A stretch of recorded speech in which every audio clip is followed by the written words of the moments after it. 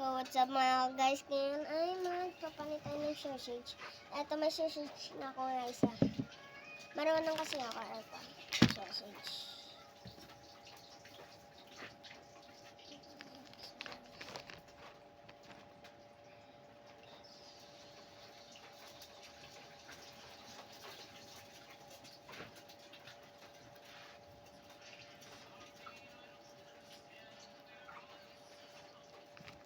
Dalawa ng sausage yung hatid mo. Bilisan mo, be. 5 lang kabilog yung sausage.